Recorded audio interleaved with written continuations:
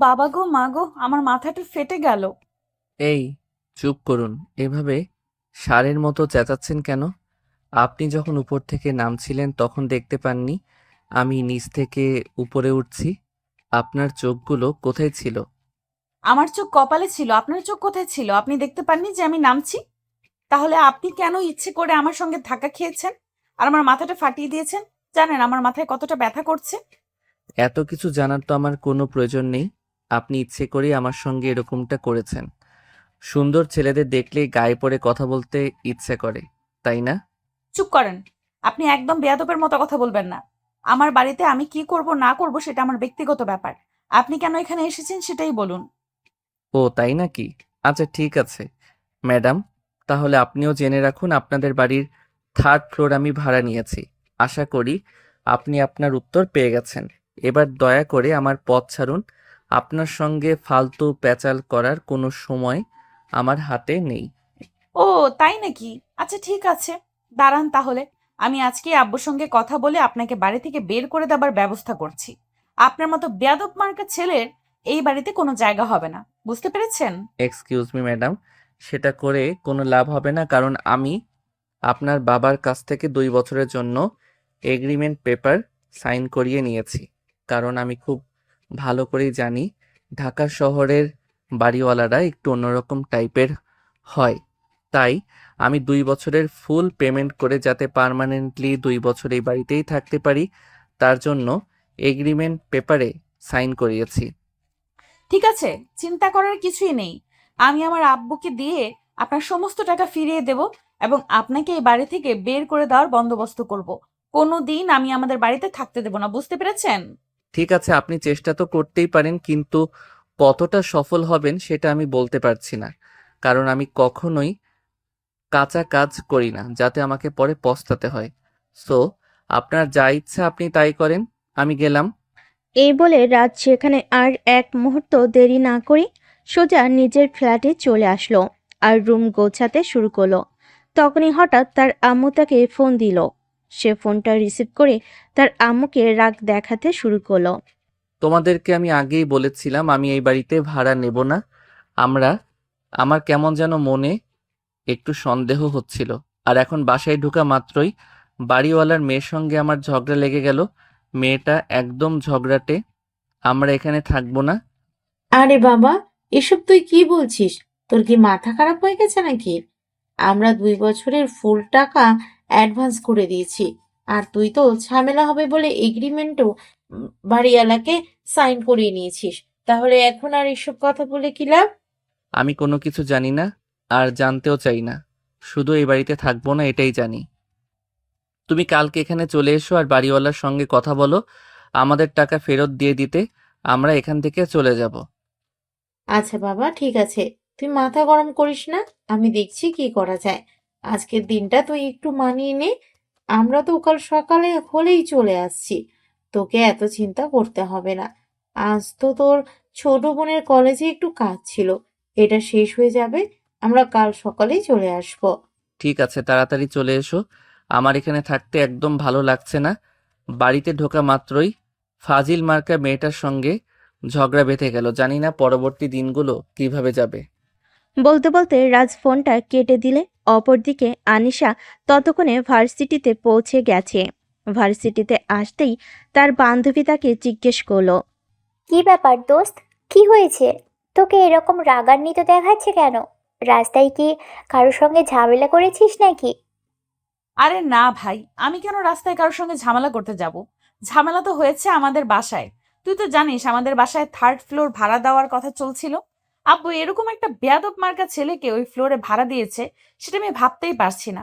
আমি যখন বাসা থেকে বের হয়েছিলাম তখনই ওই ছেলেটার সঙ্গে ধাক্কা লেগে আমি আমার মাথায় ব্যথা পাই। তখন ছেলেটা সরি না বলে উল্টো আরো আমাকে দোষারোপ করে। আস্তে দোস্ত, এসব তুই কি বলছিস? আমি তো বিশ্বাসই করতে পারছি না। তোকে কেউ সরি না বলে তোর সঙ্গে উল্টে ঝামেলা করে? এত বড় বুকের পাটা কার? আমি তো সেটাই ভাবছি। হ্যাঁ, আমারও তো কথা সেটাই। আমাদের বাড়িতে ভাড়া থাকবে আর আমার সঙ্গে গলা উঠিয়ে কথা বলবে? এটা তো আমি একদমই সহ্য করব না। এই ছেলেটাকে আমি দেখে নেব। আর আজকেই বাসায় গিয়ে আমি আব্বুকে বলবো এদেরকে যেন বাড়ি থেকে বের করে দেয়। এরকম বেয়াদব মার্কা ভাড়াটে আমাদের প্রয়োজন নেই। হ্যাঁ ঠিক আছে, তাই করিস। আচ্ছা দোস্ত, এসব কথা এখন বাদ দে। চল ক্যান্টিনের দিকে যাওয়া যাক। আজ সকালে বাসা থেকে নাস্তা করে আসতে পারিনি। সকালবেলা আম্মু ঘুম থেকে উঠতে লেট করেছে, তাই নাস্তা বানাতে পারেনি। ঠিক আছে দোস্ত, চল। আমাকেও নাস্তা করতে হবে। তুই তো জানিস আব্বু এত সকাল সকাল ঘুম থেকে উঠতে পারে না। আর আমি তো রান্নার পর্যন্ত পারি না। তাহলে আমি রান্না করব কিভাবে? তাই আমাকে প্রতিদিন ভার্সিটিতে এসে ক্যান্টিনে নাস্তা করতে হয়। এই বলতে বলতে দুজনে ভার্সিটির ক্যান্টিনে চলে আসলো আর সেখান থেকে নাস্তা শেষ করে ক্লাসে চলে গেল। ক্লাস শেষ হলে ভার্সিটি ছুটি হওয়ার পর আনিশা বাসে চলে আসে আর বাসে এসে দেখতে পায় তার বাবা ড্রয়িং রুমে বসে আছে। আনিশা তার বাবাকে দেখতে পেয়ে চিৎকার করে বলে ওঠে, আব্বু, আমাদের উপরের তলায় কোন বেয়াদব মার্কা ফ্যামিলিকে ভাড়া দিয়েছো। এদেরকে তুমি বাড়ি থেকে তাড়িয়ে দাও। এরা যেন আমাদের বাড়িতে না থাকে। মামুনি, এটা তুমি কেমন কথা বলছো? আমি তাদের কাছ থেকে 2 বছরের টাকা অ্যাডভান্স নিয়েছি, আর ওই টাকাটা আমি খরচও করে ফেলেছি। এখন আমি তাদেরকে কোনোভাবে এই বাড়ি থেকে বের করে দিতে পারবো না। আমি কোনো কিছু জানি না আর জানতেও চাই না। আমি শুধু তোমাকে এইটুকুই বলছি যে আমি এদেরকে এই বাড়িতে দেখতে চাই না। আর এরা যদি এই বাড়িতে থাকে তাহলে আমি থাকবো না। আর এসব তুমি কি পাগলের মতো কথা বলছো? বললাম তো আমি তাদের কাছ থেকে 2 বছরের পুরো টাকা অ্যাডভান্স নিয়েছি, আর সব টাকাটাই আমি খরচ করে ফেলেছি। তাহলে এখন আমি তাদেরকে কিভাবে বলবো বাড়ি থেকে বের হয়ে যেতে? তুমি আমাকে জিজ্ঞাসা না করে কেন এরকম একটা বেয়াদব মার্কা ফ্যামিলির কাছে আমাদের বাড়ি ভাড়া দিলে? তুমি তো জানো আমি বেয়াদবি একদমই পছন্দ করি না। তাহলে তুমি কেন একবার আমার সঙ্গে জিজ্ঞাসাবাদ করে নিলে না? দেখো মামুনি, সবকিছু তো আর তোমার সঙ্গে জিজ্ঞাসা করে করার মতো সময় আমার হাতে থাকে না। সব কাজ সময় মতোই করতে হয়। তাছাড়া ওরা অন্যদের চাইতে বেশি টাকা দিয়ে আমাদের কাছ থেকে বাড়িটা ভাড়া নিয়েছে, তাই আমি ওদেরকে কিছু বলতে পারবো না। তাছাড়া ছেলেটার সঙ্গে আমি কথা বলেছি, তার ফ্যামিলির সঙ্গেও কথা বলেছি। তাদেরকে দেখে আর কথা বলে আমার তাদেরকে যথেষ্ট ভদ্র ফ্যামিলির বলে মনে হচ্ছে, তাই আমি তাদেরকে আমার বাড়িতে ভাড়া দিয়েছি।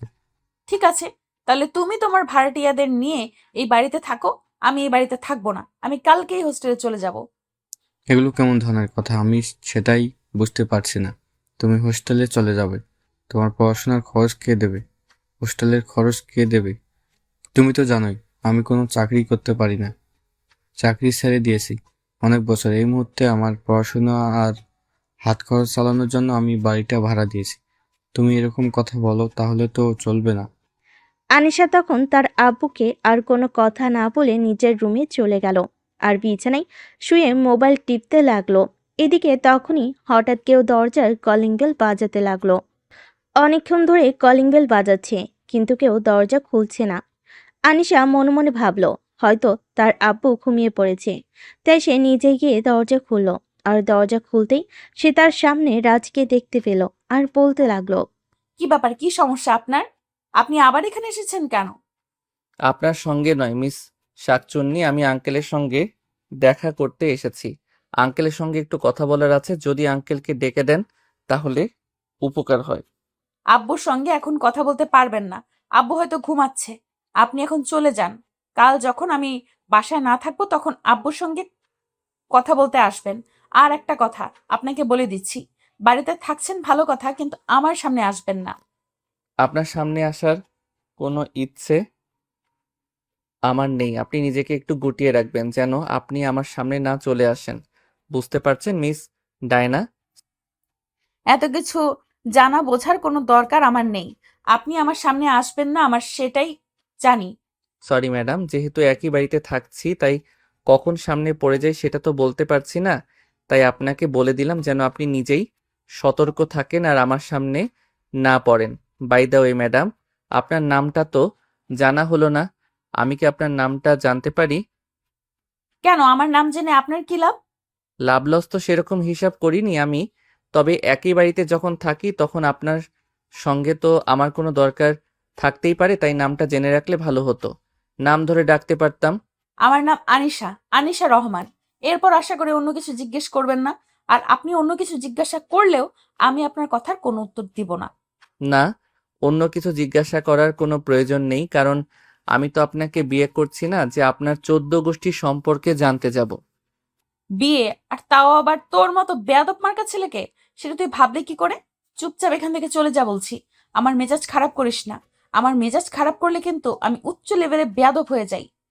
আর বেয়াদবদের সঙ্গে আমিও খুব ভালো আচরণ করতে পারি না।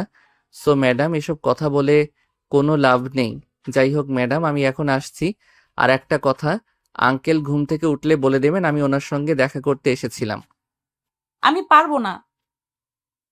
আমি আপনার টাকায় কেনা চাকর নই যে আপনি আমাকে যেটা বলবেন সেটাই করতে হবে। তাছাড়া আমি কেন আপনার হুকুমদার এটা করতে যাব? আপনি কাল সকালে এসে আব্বুর সঙ্গে দেখা করবেন। আর যদি না পারেন তাহলে আমার কিচ্ছু করার নেই। যাই হোক, আপনি এখন আসেন, আমি পড়তে বসবো। এই বলে রাজকে আর কোনো কথা বলার সুযোগ না দিয়ে আনিশা দরজা বন্ধ করে দিল আর তারপর নিজের রুমে চলে আসলো। রাজ মনে মনে ভাবতে লাগলো, এ কোন রকমের বেয়াদব মার্কা মেয়ে মুখের উপর দরজা বন্ধ করে দিল। এই মেয়েটাকে ফ্যামিলি থেকে কোনো কিছু শিক্ষা পায়নি নাকি? এসব ভাবতে ভাবতেই রাজ নিজের ফ্ল্যাটে চলে আসলো। সেই রাতের খাবার জন্য হোটেল থেকে কিছু খাবার নিয়ে এসেছিল, ওগুলো খেয়ে ঘুমিয়ে পড়লো। পরের দিন সকালে আবার তাকে নতুন ভার্সিটিতে যেতে হবে। সকালবেলা ঘুম থেকে উঠে ফ্রেশ হয়ে রেডি হয়ে নিল আর তারপর বাসা থেকে বের হয়ে ভার্সিটির উদ্দেশ্যে রওনা দিল। আজকেই তার ভার্সিটির প্রথম দিন, তাই সকালবেলা একটু তাড়াতাড়ি চলে এসেছে ভার্সিটিতে। এসেই নিজের ক্লাসরুম খুঁজছিল, তখনই হঠাৎ আনিশার সঙ্গে তার ধাক্কা লেগে গেল আবারও। তখন আনিশা রাজকে না দেখে রাজের গালে ঠাস ঠাস করে 2টা চড় বসিয়ে দিল। এই ছেলে, কি সমস্যা? চোখে দেখতে পান না নাকি? সুন্দরী মেয়ে মানুষ দেখলেই গায়ে পড়তে ইচ্ছে করে। এক্সকিউজ মি ম্যাডাম, আপনি আমাকে চড় মারলেন কেন? আমি তো এদিক দিয়ে যাচ্ছিলাম আর নিজের ক্লাসরুম খুঁজছিলাম, তখনই আপনার সঙ্গে ধাক্কা লেগে গেল। তাই বলে কি আপনি আমাকে চড় মারবেন নাকি? কথাটা শুনে আনিশা ততক্ষণে রাজের দিকে ফিরে তাকালো। সে রাজকে দেখতে পেয়ে আরো রেগে গিয়ে বলতে লাগলো, ও আচ্ছা, আমিও মনে মনে এটাই ভাবছিলাম, আমার সঙ্গে ধাক্কা খাওয়ার মতো বেয়াদব ছেলে এই ভার্সিটিতে নেই। আচ্ছা, এখন তুই আমাকে এইটা বল যে তুই এই ভার্সিটিতে কেন এসেছিস? নাকি আমার পিছু নিতে নিতে এখানে চলে এসেছিস?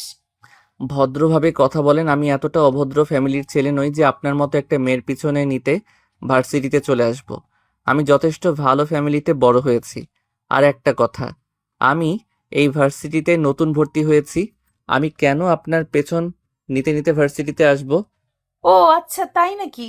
তাহলে তো আমাকে এটা বলতে হচ্ছে যে তুই আমার পিছু নেওয়ার জন্যই ভার্সিটিতে ভর্তি হয়েছিস। সরি ম্যাডাম, আমি 1 সপ্তাহ আগে এই ভার্সিটিতে ভর্তি হয়েছি। আর তারপর ফ্যামিলি নিয়ে আপনাদের বাসায় ভাড়া থাকার সিদ্ধান্ত নিয়েছি। বুঝতে পেরেছেন? আপনার মতো মেয়ের পেছনে আর কোনো ইচ্ছে আগ্রহই আমার নেই।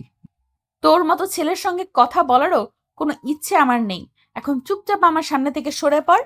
আর একটা কথা, ভার্সিটিতে ভর্তি হয়েছিস ভালো কথা, আমার নাম বেচে খাবি না কিন্তু। মানে আপনি কি বলতে চাইছেন? আমি তো সেটাই বুঝতে পারলাম না। আমি কেন আপনার নাম বিক্রি করে খেতে যাব? আমার কি টাকা পয়সার এতটাই অভাব পড়েছে নাকি? আরে ভাই, আনিশা তোমাকে সহজে একটা কথা বলেছে আর সেটা তুমি বুঝতে পারোনি? আনিশা হলো এই ভার্সিটির সিনিয়র ব্যাচের মেয়ে। তাছাড়া ভার্সিটিতে তার অনেকটা প্রতিপত্তি আছে। ভার্সিটির জুনিয়ররা তার কথা শুনেই চলে। তাই সে তোমাকে এটাই বোঝাতে চাইছে, অন্য কিছু নয়। ও আচ্ছা, এই ব্যাপার। ঠিক আছে ম্যাডাম, কোনো সমস্যা নেই। আমি কখনোই অন্য কারোর প্রতিপত্তি নিয়ে চলতে পছন্দ করি না। আপনিও কোনো চিন্তা করবেন না। আমি আপনার নাম বিক্রি করে খাওয়ার চেষ্টা কোনোদিনই করব না, তাই চিন্তা করার কোনো কারণ নেই। ঠিক আছে, তাই যেন হয়। রাজ তখন আর কোনো কথা না বলে চুপচাপ সেখান থেকে চলে গেল আর নিজের ক্লাসরুম খুঁজে নিল। ভার্সিটি শেষ হওয়ার পর সে ক্যাম্পাস থেকে বাইরে বের হতে যাবে, তখনই আনিশা তার সামনে এসে দাঁড়ালো আর বলতে লাগলো, এই দাঁড়া, আজ থেকে আমিও তোর সঙ্গে যাব। আমি শুনলাম তুই নাকি বাইকে করে ভার্সিটিতে আসা যাওয়া করিস। আমারও অনেক দিনের ইচ্ছে আমি বাইকে করে ভার্সিটিতে আসা যাওয়া করব, কিন্তু আমার বন্ধুদের কারোরই বাইক নেই, তাই আমি আসা যাওয়া করতে পারি না। এখন যেহেতু তোর বাইক আছে, তাই আমি সিদ্ধান্ত নিয়েছি তোর সঙ্গেই ভার্সিটিতে আসা যাওয়া করব। আই এম সরি ম্যাডাম, আমি আমার বাইকে কোনো মেয়ে মানুষকে অ্যালাউ করি না। তাছাড়া আমি কেন আপনাকে আমার সঙ্গে নিতে যাব? আপনি তো আজ সকালেই বলেছেন আমি যেন আপনার নাম বিক্রি করে না খাই। তাহলে আপনি কেন নিজের পয়সা বাঁচিয়ে আমার সঙ্গে বাইকে যাওয়া আসা করবেন? পয়সা বাঁচানোটা সেরকম কোনো ব্যাপার না। তুই যদি আমার কাছ থেকে আমাকে নিয়ে যাওয়া আসার টাকার বদলে নিতে চাস, তাহলে আমি তোকে টাকা দেবো, কোনো সমস্যা নেই। কিন্তু আমি তোর সঙ্গে বাইকে যাওয়া আসা করতে চাই। তাছাড়া আমরা দুজন যেহেতু একই বাসায় থাকছি, তাহলে একসঙ্গে যাওয়া আসা করতে সমস্যা কোথায়? সমস্যাটা হলো মেইন পয়েন্টে, কারণ কারণ আপনি প্রচণ্ড বদমেজাজি আর রাগী। আপনার মতো মেয়ের সঙ্গে আমি কোনো সম্পর্কে জড়াতে চাই না। আমি কি তোর সঙ্গে কোনো সম্পর্কে জড়াতে চাইছি নাকি? আমি তো শুধু তোকে এইটুকুই বলছি যে তুই ভার্সিটিতে আসার সময় একবার আমাকে নিয়ে আসবি, আর ভার্সিটি থেকে যাওয়ার সময় আমাকে বাসায় নিয়ে যাবে। এইটুকুই তো বলেছি। তাছাড়া তোর মতো পিচ্ছি ছেলের সঙ্গে আমি কেন সম্পর্ক করতে যাব? আমি অতটাও পিচ্ছি নই, ম্যাডাম, বুঝলেন? আপনি যতটা বলছেন আমি যথেষ্ট বড় হয়েছি, ভার্সিটিতে ভর্তি হয়েছি। তাহলে আমি পিচ্ছি হতে যাব কোন দুঃখে? হ্যাঁ, আমিও তোকে এটাই বোঝাতে চাইছি। তুই সবেমাত্র ভার্সিটিতে ভর্তি হয়েছিস, আর আমি থার্ড ইয়ারে পড়াশোনা করছি। তাহলে আমি তোর চাইতে 3 বছরের বড়। সো তুই আমার চাইতে 3 বছরের ছোট। তাই তুই আমার চাইতে অনেকটাই পিচ্ছি, বুঝতে পেরেছিস? দেখুন ম্যাডাম, আমার না বাসায় যেতে হবে। বাসায় গিয়ে আমার অনেক কাজ আছে। আজ আমার আম্মু আর ছোট বোন আসার কথা। আমি গিয়ে দেখি তারা এসেছে কিনা। এই বলে রাজ ক্যাম্পাস থেকে বাইক বের করে বাইক স্টার্ট করলো। আর তখনই আনিশা তার পিছনে উঠে বসলো। এটা দেখে রাজ বলতে লাগলো, কি ব্যাপার, কি সমস্যা আপনার? আমি না আপনাকে বলেছি আমার বাইকে কখনোই কোনো মেয়ে মানুষ ওঠে না। যদিও ওঠে তাহলে সেটা আমার ছোট বোন আর আমার আম্মু। তাছাড়া অন্য কোনো মেয়ে মানুষকে আমি আমার বাইকে অ্যালাউ করি না। ওই দুইজনের জায়গায় আরেকজন অ্যাড হয়েছে, আর আমি আজ থেকে তোর সঙ্গে যাওয়া আসা করব। চিন্তার কোনো কারণ নেই, তোকে আমি বিল পেইড করে দেব। এই বলে আনিশা রাজের কাঁধে হাত রাখলো। আর রাজ বাইক চালাতে শুরু করলো, কোনো কথা না বলেই। বাসের সামনে এসে বাইকে দাঁড় করাতেই আনিশা বাইক থেকে নেমে পড়লো। আর তখনই রাজের ছোট বোন সেখানে দাঁড়িয়েছিল। এটা দেখে রাজের ছোট বোন তাকে বলতে লাগলো, কি ব্যাপার ভাইয়া? বিষয়টা কি? আমি তো কিছুই বুঝতে পারলাম না। এতদিন তো শুধু তোর বাইকের পিছনে আম্মু আর আমি বসতাম, আজ হঠাৎ অন্য একটা মেয়ে মানুষ দেখছি। বিষয়টা কি, একটু খুলে বলতো শুনি। বিষয় সেরকম কিছুই না। এই হচ্ছে আমাদের বাড়িওয়ালার মেয়ে, আর আমার সঙ্গে আমাদের ভার্সিটিতেই পড়াশোনা করে। তাই তার ইচ্ছে হয়েছে সে আমার সঙ্গে বাইকে করে বাসায় আসবে। সেই জন্যই নিয়ে আসলাম। কিন্তু ভাইয়া, আমার তো মনে হচ্ছে এই বিষয়টার পিছনে অন্য কোনো একটা কারণ আছে। সেই কারণটা আমি জানতে চাইছি, বলো না প্লিজ। একদম চর মেরে সবকটা দাঁত ফেলে দিব বলে দিলাম, বেয়াদব মেয়ে। এই মেয়েটাকে আমি ভার্সিটি থেকে নিয়ে এসেছি, শুধু এর পিছনে অন্য কোনো কারণ কেন থাকতে যাবে? আর তোরা কখন আসলি? আমাকে ফোন দিয়ে জানালি না কেন? যদি তাকে ফোন দিয়ে জানিয়ে দিতাম যে আমরা কখন এসেছি, তাহলে কি এই দৃশ্যটা দেখার সুযোগ পেতাম নাকি? ফোন দিয়ে জানাইনি বলেই তো এত সুন্দর দৃশ্যটা দেখতে পেয়েছি। এই বলে তিশা একটা শয়তানি মার্কা হাসি দিয়ে সেখান থেকে চলে যাচ্ছিল। তখনই পিছন থেকে আনিশা তাকে উদ্দেশ্য করে বলে, দেখো, তুমি যেরকমটা মনে করছো সেরকম কিছুই না। তোমার ভাইয়া আর আমি একই ভার্সিটিতে পড়াশোনা করি। আমার অনেক দিনের ইচ্ছে বাইকে করে ভার্সিটিতে যাওয়া আসা করা, কিন্তু আমার কোনো বন্ধুদের বাইক নেই। তাই তোমার ভাইয়ার সঙ্গে ভার্সিটি থেকে আসলাম। ও আচ্ছা, ঠিক আছে আপু, তুমি কিছু মনে করো না। আমি এমনিতেই ভাইয়ের সঙ্গে ফাজলামো করছিলাম। আমাদের ভাই বোনের সম্পর্কটা এরকম, আমরা সবসময় ফাজলামো করতে পছন্দ করি। ঠিক আছে, একবার সময় করে আমাদের বাসায় এসো। তোমার সঙ্গে অনেক গল্প করব। তোমাকে আমার খুব ভালো লেগেছে। ঠিক আছে আপু, অবশ্যই আসবো। তোমাকেও আমার খুব ভালো লেগেছে। এখন তাহলে আসি। এই কথা বলে রাজ আর তিশা দুজনেই উপরে চলে আসলো। আর আনিশা তার নিজের ফ্ল্যাটে চলে গেল। রাজ নিজের রুমে এসে শুয়ে একটু ঘুমিয়ে পড়ল। এটা তার প্রতিদিন তো এটা তার প্রতিদিনকার অভ্যাস। যখন কলেজে পড়াশোনা করত, তখন হয়েছে কলেজ শেষে বাসে এসে একটু ঘুমোতো। তারপর সন্ধ্যের দিকে ঘুম থেকে উঠে পড়তে বসতো। আর তখনই নিচের ফ্ল্যাট থেকে গান বাজনার আওয়াজ আসছিল। সে কিছুই বুঝতে পারছিল না। আর তার প্রচণ্ড মাথা যন্ত্রণা করছিল ওই গান বাজনার শব্দে। তাই সে তার ছোট বোনকে বলল, তিশা, একটু নিচে গিয়ে দেখে আয় তো, এইভাবে এত জোরে গান বাজাচ্ছে কে? কে আবার? নিশ্চয়ই এটা বাড়িওয়ালার মেয়ে হবে, কারণ গানের আওয়াজ তো 2 তলা থেকে আসবে, আর 2 তলায় তো বাড়িওয়ালা থাকে। এটা তো তুই খুব ভালো করেই জানিস। হ্যাঁ, তুই সেটাই কর। বাড়িওয়ালার মেয়েকে গিয়ে বলে আয় এত জোরে গান না বাজাতে, আমার মাথা ব্যথা করছে খুব। ঠিক আছে, আমি যাচ্ছি, তবে সে আমার কথা শুনবে কিনা সেটা তো আমি বলতে পারছি না। এ বলে তিশা নিচের ফ্ল্যাটে চলে আসলো আর কলিং বেল বাজাতে থাকলো। অনেকক্ষণ ধরে কলিং বেল বাজানোর পরও কেউ এসে দরজা খুলল না, কারণ ভিতরে অনেক জোরে সাউন্ড বক্স বাজতে ছিল। তাই হয়তো কলিং বেল বাজার শব্দ কেউ শুনতে পায়নি। তাই তিশা ফেরত চলে আসে। ভাইয়া, অনেকবার কলিং বেল বাজিয়েছে কিন্তু কেউ দরজা খুলেনি, তাই আমি কাউকে কিছু বলতে পারিনি। আল্লাহ জানে কেন যে এমন বিপদ নিজের কপালে নিজেই ডেকে আনতে গেলাম। জানি না কেন এই বাড়িতে ভাড়া নিতে এসেছিলাম। এই বাড়ির মানুষগুলো তো মনে হয় আস্ত পাগল। তা না হলে এই ভোর সন্ধেবেলা কেউ এত জোরে গান বাজায় নাকি? সেটা আমি কি করে বলবো? তখন তো তুই আর আম্মু এসে বাসা ঠিক করেছিস।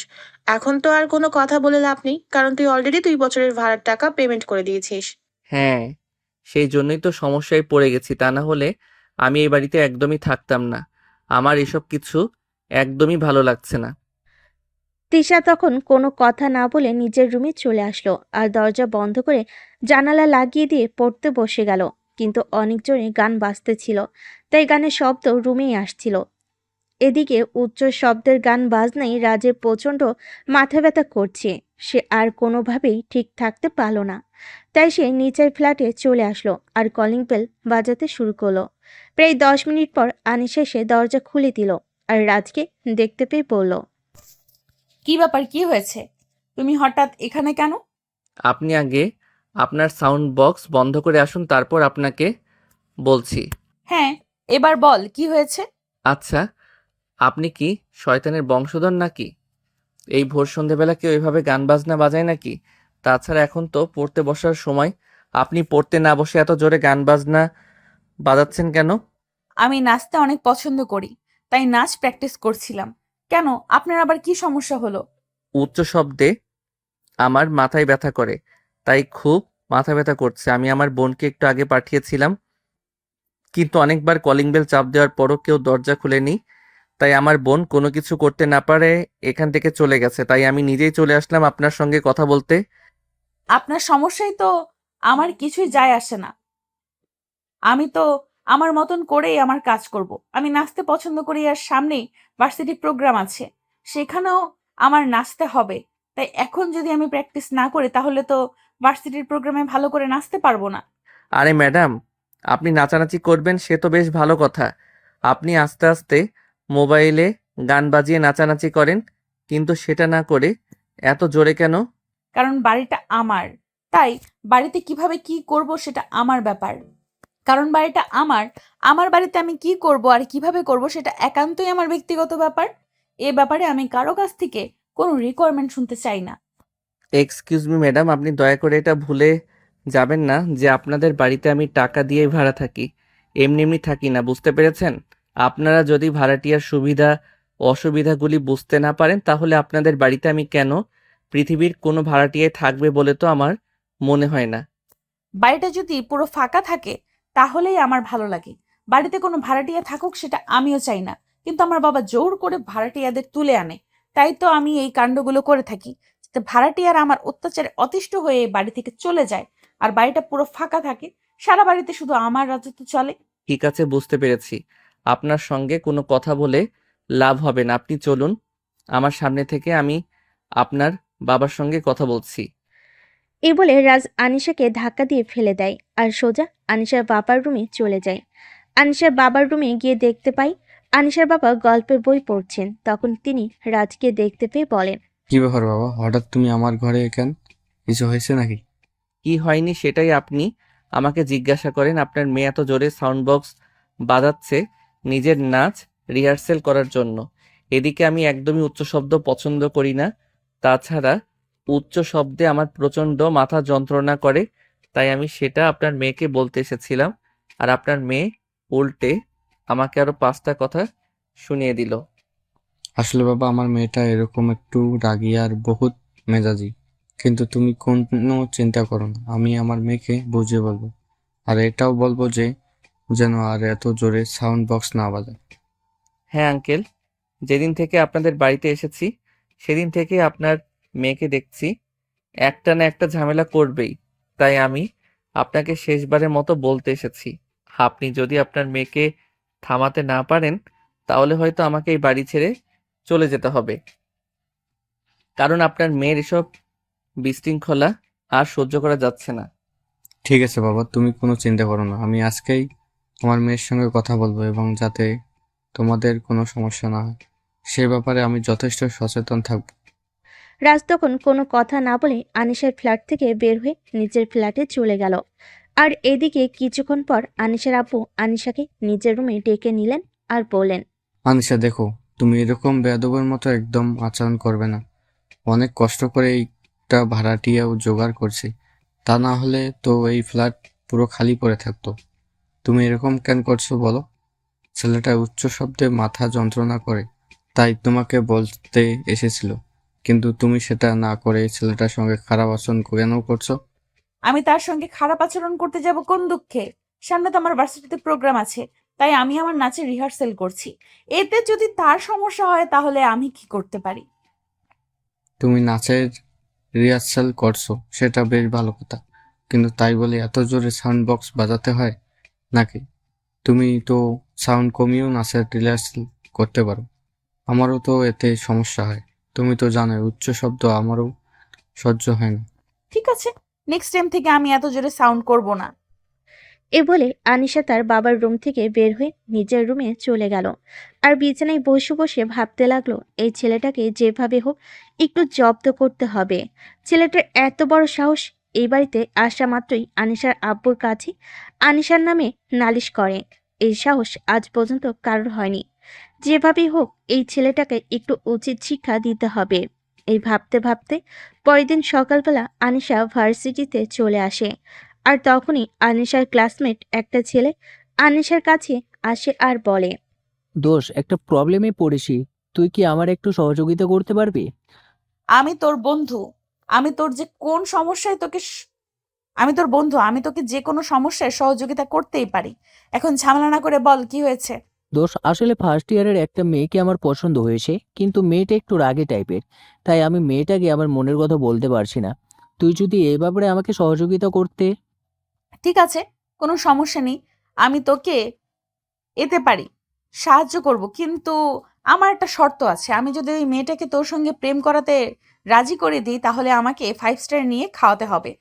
ওকে দোষ, ঠিক আছে, কোনো সমস্যা নেই। তুই যদি ওই মেয়েটাকে আমার সঙ্গে প্রেম করাতে রাজি করাতে পারিস, তাহলে আমি তোকে 5 স্টারে নিয়েই খাওয়াবো। তাছাড়া তুই আমার কাছে যা চাইবি আমি তোকে তাই দিব, কিন্তু শুধু ওই মেয়েটাকে আমার প্রেমের প্রস্তাবে রাজি করানো চাই। ঠিক আছে, কোনো সমস্যা নেই দোস্ত, তুই আমার উপর সম্পূর্ণ ভরসা রাখতে পারিস। আমি এই মেয়েটাকে রাজি করিয়েই ছাড়বো। তুই শুধু আমাকে দেখিয়ে দে মেয়েটাকে।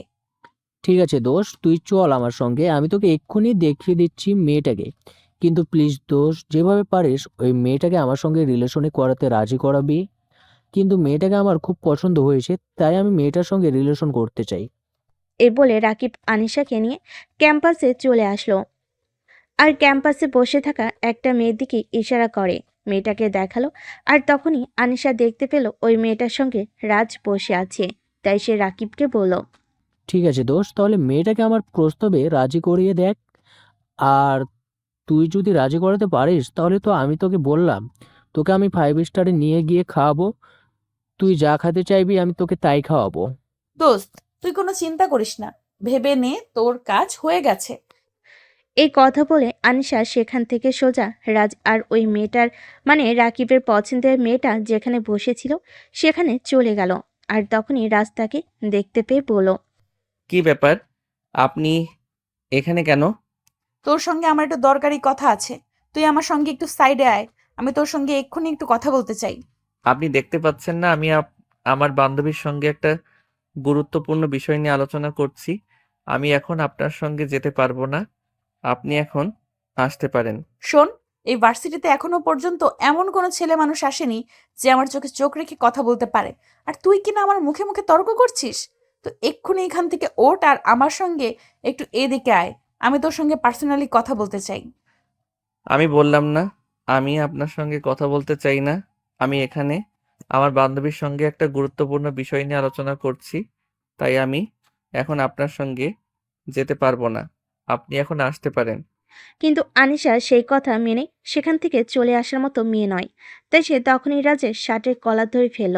আর শার্টের কলার ধরে টানতে টানতে রাজকে ভার্সিটি ক্যাম্পাসে বড় আম গাছটার নিচে নিয়ে আসলো। এদিকে রাজের মেজাজ একদম 360 ডিগ্রি অ্যাঙ্গেলে গরম হয়ে আছে। প্রচণ্ড ক্ষেপে গিয়ে আনিশাকে বলতে লাগলো, কি ব্যাপার, কি সমস্যা আপনার? আপনি এভাবে ক্যাম্পাসে সমস্ত স্টুডেন্টের সঙ্গে আমাকে শার্টের কলার ধরে টানতে টানতে এখানে নিয়ে আসলেন কেন? তোর সঙ্গে প্রেম করার ইচ্ছে হয়েছে, তাই প্রেম করছে। তোকে এখানে নিয়ে আসলাম হারামজাদা। আমি তোর সঙ্গে কথা বলতে তোকে এখানে নিয়ে এসেছি। এই যে তুই এক্ষুনি মেয়েটার সঙ্গে বসে কথা বলছিলি, ওই মেয়েটাকে আমার এক বন্ধু পছন্দ করে। আপনার বন্ধু পছন্দ করে তো আমার কি হয়েছে? আপনি এসব কথা আমাকে কেন বলছেন? আর এসব কথা বলার জন্য আপনি কেন আমাকে শার্টের কলার ধরে ক্যাম্পাস থেকে টেনে নিয়ে এখানে চলে এসেছেন? ওই মেয়েটার সঙ্গে কথা বলা ঠিক হতো না, তাই এখানে তোকে নিয়ে আসলাম। আর তুই আমার কাজ হচ্ছে আর এখন তোর কাজ হচ্ছে তুই ওই মেয়েটাকে বুঝিয়ে আমার বন্ধুর সঙ্গে প্রেম করতে রাজি করিয়ে দিবি।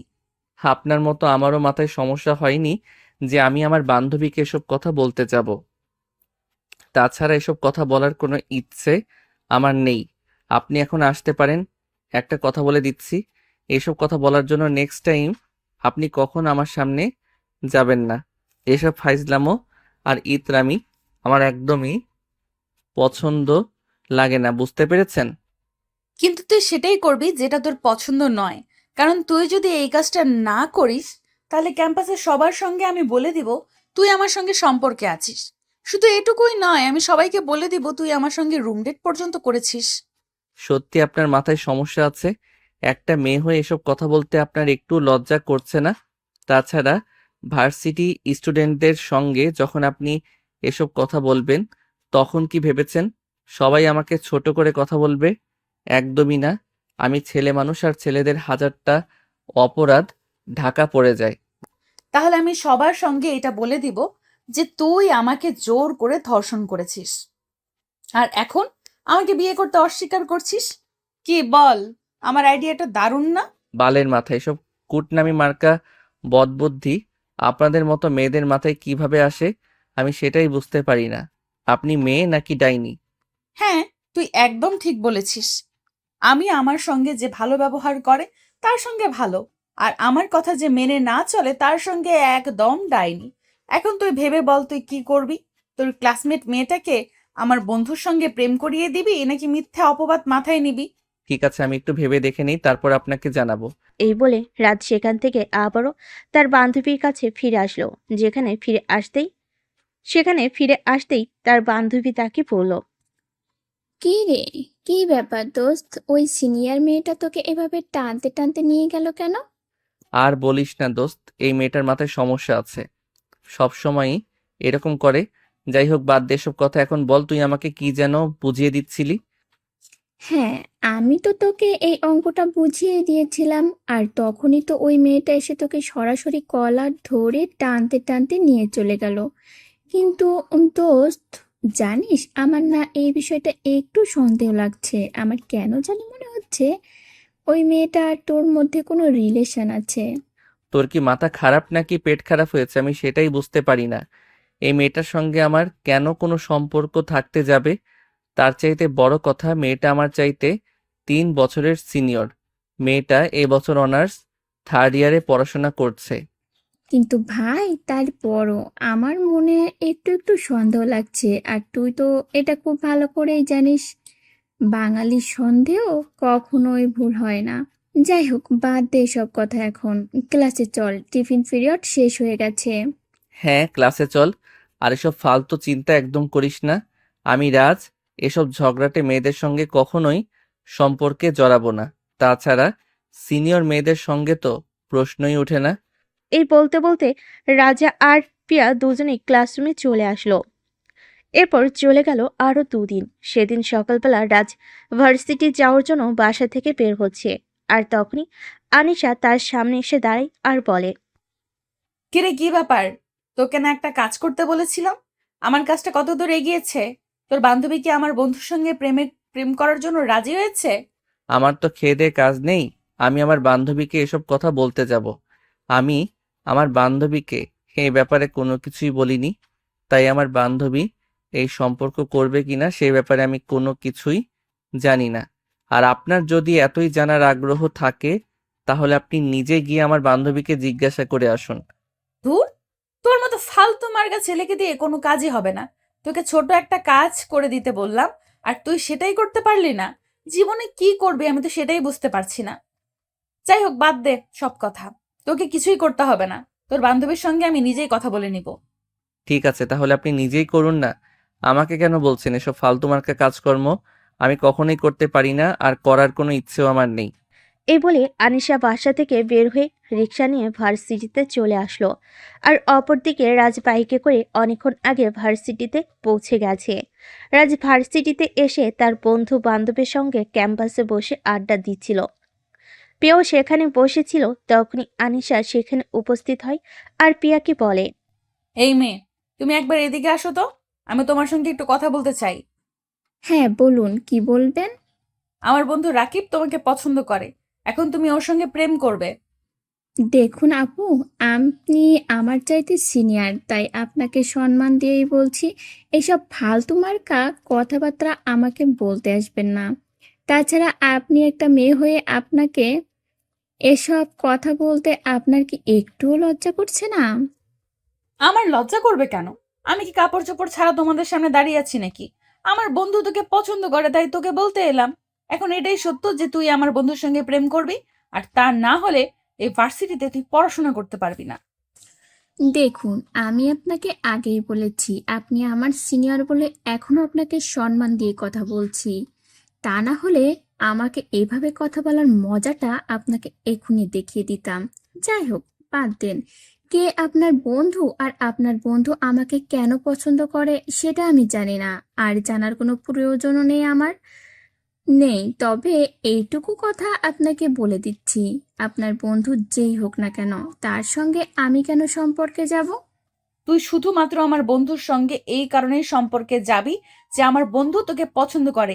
এর বেশি কোনো কথা আমি বলতে চাইছি না। এই বলে আনিশা সেখান থেকে চলে যেতে চাইছিল, তখনই পিছন থেকে রাস্তার হাতটা ধরে ফেলে আর পেছন থেকে টান দিয়ে আনিশাকে নিজের অনেকটা কাছে টেনে নেয়।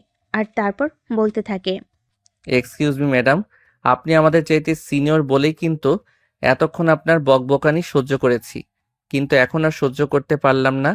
আপনি একটা মেয়ে হয়ে আমার বান্ধবীকে প্রেমের প্রস্তাব দিতে আসেন। আমি বুঝে পাই না আপনার আসলেই কি মাথায় সমস্যা নাকি? যাই হোক ম্যাডাম, আপনাকে একটা ছোট্ট করে কথা বলি, এসব ফাইজলামো মার্কা কর্মকাণ্ড বাদ দেন। এসব ফাইজলামো মার্কা কর্মকাণ্ড আর করবেন না, কারণ আপনাকে লোকে পাগল বলবে। এই শোন, আমিও কম না। কেউ একজন আমার সামনে দাঁড়িয়ে বলুক আমি পাগল, তারপর তার কি হাল করি সেটা তোরা নিজের চোখেই দেখতে পাবি। ও তাই নাকি? আচ্ছা ঠিক আছে, এই যে আমি আপনাকে বললাম আপনি আস্ত একটা পাগল, আপনার মাথায় সমস্যা আছে। কথাটা বলতে দেরি কথাটা বলতে দেরি হলো, কিন্তু তখনই আনিশা রাজকে টান দিয়ে নিজের সঙ্গে মিশিয়ে নিল আর ঠাস করে রাজের ঠোঁটে নিজের ঠোঁট ডুবিয়ে দিল। প্রায় 2 মিনিট কিসিং পর্ব চলতে থাকলো। 2 মিনিট পর আনিশা রাজকে ছেড়ে দিয়ে বলতে লাগলো, হ্যাঁ সত্যি আমি পাগল, তোকেও আমার ভালো লাগে, তুই আমার সঙ্গে প্রেম করবি। এই ধুর বাল, এই পাগল মার্কা মহিলা কেন আমার চোখের সামনে পড়তে এলো? শোন, আমি পাগল নই, আর মহিলাও নই। সবে মাত্র অনার্স থার্ড ইয়ারে পড়াশোনা করছি, বিয়ে করিনি, তাহলে মহিলা হলাম কিভাবে? আর একটা কথা, তোর ঠোঁটগুলো কিন্তু হেপি মিষ্টি। কি সিগারেট খাস বলিস তো আমায়, আমিও খাবো। আনিশার এসব কথা শুনে রাজের মেজাজ একদম গরম হয়ে গেল। সে কি বলবে কিছুই ভেবে পাচ্ছে না। এদিকে আনিশা ততক্ষণে সেখান থেকে চলে গেছে। যেদিন ভার্সিটি ছুটি হলে সেদিন ভার্সিটি ছুটি হলে বাসে আসার সময় রাজ আনিশাকে মাঝ রাস্তায় পেল। আর তখনই আনিশার পথ আগলে দাঁড়ালো। কি ব্যাপার? কি সমস্যা আপনার? আপনি ভার্সিটির ক্যাম্পাসের সবার সামনে এভাবে আমাকে কিস করলেন কেন? তোর ঠোঁটের টেস্টে নিতে ইচ্ছে হয়েছিল, তাই তো তোকে কিস করলাম। যাই হোক, তোর ঠোঁটগুলো কিন্তু সেই মিষ্টি। আচ্ছা, তুই কোন ব্র্যান্ডের সিগারেট খাস সেটা জিজ্ঞেস করেছিলাম। আমি সিগারেট খেতে যাব কোন দুঃখে? আমি কোনো সিগারেট খাই না। আর একটা কথা আপনাকে বলছি, দেখুন, এসব পাগলামো মার্কা কর্মকাণ্ড না আর কখনোই করবেন না। এসব পাগলামো মার্কা কর্মকাণ্ড পাগলকে মানায়। আর আপনি যদি নিজেকে পাগল প্রমাণিত করতে চান তাহলে করতে পারেন, আমার কোনো সমস্যা নেই। আরে বোকা, মেয়েরা পাগলি হয়, পাগল নয়। এই বলে আনিশা হাসতে হাসতে সেখান থেকে সোজা বাসায় চলে আসলো। আর এদিকে রাজের মেজাজ আরো ভীষণ রকম খারাপ হতে লাগলো। এদিকে সেদিন বিকেলবেলা হঠাৎ আনিশার আব্বু রাজকে নিজের ফ্ল্যাটে ডেকে পাঠালেন। খবর পেয়ে রাজের একদমই ওই ফ্ল্যাটে যেতে ইচ্ছে করছিল না, কিন্তু মুরব্বী মানুষ, উনি ডেকেছেন তাই যেতে হবে। তাই রাজ বাধ্য হয়ে আনিশাদের ফ্ল্যাটে গেল। 2-3 বার কলিং বেল চাপ দেওয়ার পর আনিশা এসে দরজা খুলে দিল আর রাজকে দেখতে পেয়ে বলতে লাগলো, কি গো বাবু, তুমি এই অসময়ে আমাদের বাসায় কেন? এসব ফাইজলামো মার্কা কথাবার্তা বন্ধ করুন আঙ্কেল। আমাকে ডেকে পাঠিয়েছে, তাই আঙ্কেলের সঙ্গে দেখা করতে এলাম। ও তাই নাকি? বিয়ের আগে শ্বশুর মশাই তোমাকে ডেকে পাঠিয়েছেন? আচ্ছা ঠিক আছে, তুমি আমার সঙ্গে এসো, আমি তোমাকে আব্বুর রুমে পৌঁছে দিচ্ছি। বললাম না, এসব ফাইজলামো মার্কা কথাবার্তা বন্ধ করুন। আপনার এসব ফাইজলামো মার্কা কথাবার্তা শুনতে আমার একদমই ভালো লাগে না। এই বলে আনিশাকে পাশ কাটিয়ে রাজ সোজা আনিশার আব্বুর রুমে চলে আসলো। আনিশার আব্বু নিজের রুমে বসে রাজের জন্য অপেক্ষা করছিলেন। রাজ রুমে আসা মাত্রই আনিশার আব্বু দরজাটা বন্ধ করে দিলেন। এটা দেখে রাজ অনেকটা অবাক হলো আর বলল, কি ব্যাপার আঙ্কেল, কি হয়েছে? আমি তো কিছুই বুঝতে পারছি না। আপনি রুমের দরজাটা কেন বন্ধ করলেন? আমি তোমার সঙ্গে কিছু কথা বলতে চাই, তাই দরজাটা বন্ধ করে দিয়েছি। যাই হোক, তুমি এখানে এসে বস, তারপর আমি তোমার সঙ্গে কিছু কথা বলবো। হ্যাঁ আঙ্কেল, বলুন আপনি কি বলবেন। দেখো, আমি তো তোমার বাবার বয়সী, তাই আমি তোমাকে সরাসরি বলি, আমার মনে হয় আমার মেয়েটা তোমাকে পছন্দ করে ফেলেছে। I mean, I say see love you. Uncle, আপনি যদি এই কথাটা বলার জন্য আমাকে এখানে ডেকে আনিয়ে থাকেন, তাহলে আমি আপনাকে এটা বলবো যে আপনার মেয়ে পাগল হতে পারে। আমি কিন্তু পাগল নই। আর আপনার মেয়ে এসব পাগলামো মার্কা কর্মকাণ্ডে যোগ দেওয়ার মতো মন মানসিকতাও আমার নেই, কারণ আমি যথেষ্ট ভদ্র ফ্যামিলিতে বিলং করি। আর আমি এটাও জানি যে আপনিও একজন যথেষ্ট ভদ্র মানুষ। তাই এসব কথাবার্তা নেক্সট টাইম আমাকে না বললে আমি সবচাইতে বেশি খুশি হব। কিন্তু আমি তোমাকে এইটা বলার জন্য ডেকে পাঠিয়েছি যে আমার মেয়ের যদি কখনো কোনো জিনিস পছন্দ হয় তাহলে সে কিন্তু ওটাকে এভাবেই ছেড়ে দেয় না। মানে আমি কিছুই বুঝতে পারলাম না, আপনি আমাকে কি বলতে চেয়েছেন? আমার মেয়েটা ছোটবেলা থেকে একটু জেদি। সে যখন কোনো জিনিস নিজের করে পেতে চায় তখন যেভাবেই হোক সেটা নিজের করে নেবেই। তাই তোমাকে এটা বলার জন্যই ডেকে পাঠালাম। ঠিক আছে আঙ্কেল, চিন্তার কোনো কারণ নেই। আপনার মেয়ে চিন্তা ভাবনা যদি এরকম হয়ে থাকে তাহলে আমিও আপনাকে সরাসরি বলে যাচ্ছি, আপনার মেয়ের এই চিন্তা ভাবনা কোনোদিনই পূর্ণতা পাবে না। তাছাড়া আপনার মেয়ের মেন্টালি ট্রিটমেন্ট প্রয়োজন। আপনার মেয়েকে ডাক্তার দেখান। ঠিক আছে, নিজের সিদ্ধান্তে যদি অটল থাকতে পারো তাহলে তো ভালোই, আর না হলে তো আমারই কিছু করার থাকবে না। রাজ তখন আর কোনো কথা না বলে চুপচাপ সেখান থেকে বের হয়ে নিজের ফ্ল্যাটে চলে আসছিল। তখনই আনিশা পিছন থেকে রাজের হাতটা ধরে ফেলে আর বলতে থাকে, কি ব্যাপার বাবু, আমাকে কিছু না বলেই চলে যাচ্ছ যে? রাজ তখন পিছন ফিরে তাকালো আর পিছন ফিরে আনিশাকে দেখতে পেয়ে বলল, আমি আপনার আব্বুকে বলে এসেছি, উনি যেন যত দ্রুত সম্ভব আপনাকে একজন সাইকোলজিস্ট দেখান আর আপনার মাথার ট্রিটমেন্ট করান।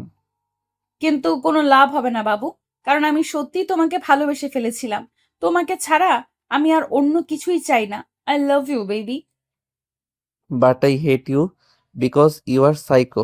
আসি। আর এই কথা বলে রাজ আনিশাদের ফ্ল্যাট থেকে নিজেদের ফ্ল্যাটে চলে আসলো। আর এরপর চলে গেল বেশ কিছুদিন। আনিশা প্রতিদিনই রাজকে অনেক বিরক্ত করে আর নিজের ভালোবাসার কথা বলতে চায়, কিন্তু রাজ কোনোভাবেই তাকে পাত্তা দেয় না। পাত্তা দেওয়ার তো কোনো কথাও নেই, কারণ আনিশা তার চাইতে বয়সে অনেকটাই বড় আর সিনিয়র একটা মেয়ের সঙ্গে রিলেশন করাটা তার জন্য ডিফিকাল্ট। কিন্তু এই যে সেদিন আনিশার আব্বু বলে দিয়েছিল আনিশা যদি কোনো জিনিস না পায় তাহলে সে কখনোই হাল ছেড়ে দেয় না, ওটার জন্য প্রচেষ্টা করতে থাকে। যেভাবেই হোক তার ওই জিনিসটা পাওয়া চাই। তাই তো সেদিন রাজ একটু সকাল সকালই ভার্সিটি যাওয়ার জন্য বাসা থেকে বের হয়। আনিশা সেটা দেখতে পেয়ে সেই সুযোগটাকে কাজে লাগানোর চেষ্টা করে। আনিশা একটু চালাকি করেই রাজের আগে যে ভার্সিটিতে পৌঁছে যায়, আর তখনই দেখতে পায় ভার্সিটিতে এখনো কেউ আসেনি। তাই সে সুযোগের সদ্ব্যবহার করলো। ভার্সিটিতে পৌঁছে সে সোজা রাজের ক্লাসরুমে চলে গেল।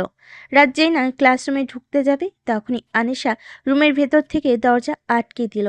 রাজ অনেকটা ভয় পেয়ে চিৎকার করতে যাবে, তখনই আনিশা তার মুখটা নিজের হাত দিয়ে চেপে ধরলো আর বলতে লাগলো, একদম চিৎকার করবে না, আর এখন চিৎকার করলে কোনো লাভ হবে না। চুপ, একদম চিৎকার করবে না, আর এখন চিৎকার করলেও কোনো লাভ হবে না, কারণ দরজাটা ভেতর থেকে বন্ধ করা আছে, বাইরে থেকে কেউ এখানে আসতে পারবে না। মানে কি হচ্ছে এসব? আমি তো কিছুই বুঝতে পারছি না। আপনি কেন আমার ক্লাসরুমে এসেছেন? আর কেন একা রুমে দরজা বন্ধ করেছেন? কি সমস্যা আপনার?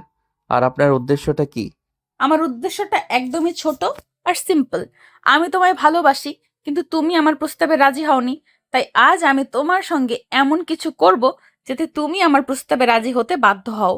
তাই আমি তোমাকে শুধুমাত্র একটু ব্যবহার করব। Are you mad? Are you serious? আমি বুঝতে পারছি না কি হচ্ছে এসব আমার সঙ্গে। আপনার কি সত্যি মাথা খারাপ হয়ে গেছে নাকি সেটাও বুঝতে পারছি না। আপনি এক্ষুনি আমার ক্লাসরুম থেকে বের হয়ে চলে যান। কেউ দেখে ফেললে সমস্যা হবে। আমি জানি কেউ দেখে ফেললে সমস্যা হবে, আর আমি এটা চাইছি কেউ আমাদের দুজনকে এখানে এই অবস্থায় দেখে ফেলুক। কারণ আমি চাই এই ভার্সিটিতে তোমার বদনাম হোক, কোনো মেয়ে তোমার দিকে ফিরে না তাকাক, যাতে তুমি বাধ্য হয়ে আমার মতো মেয়ের প্রেমে পড়তে বাধ্য হও, যাতে তোমাকে আমি পেয়ে যেতে পারি।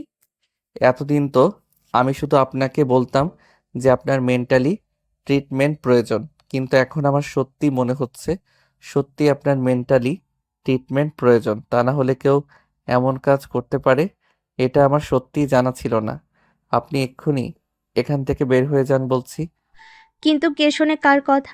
আনিশা তো কোনোভাবেই ওই রুম থেকে বের হয়ে যাবে না। আর এভাবে দেখতে দেখতে তাদের দুজনের মধ্যে তর্কাতর্কি করতে করতে প্রায় 40 মিনিটের মতো সময় কেটে গেল।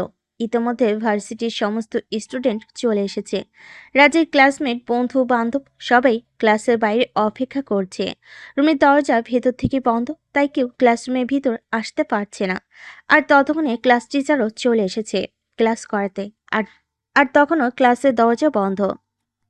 এই যে, হ্যালো, এক্সকিউজ মি, কে আছো? ভিতরের রুমে দরজা খোলো।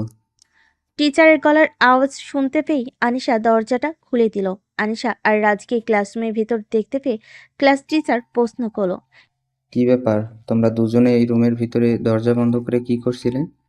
স্যার, আপনি ওকে কোনো প্রশ্ন করবেন না। আপনার যা প্রশ্ন করার আপনি আমাকে করুন, আমি আপনার সমস্ত প্রশ্নের উত্তর দিব।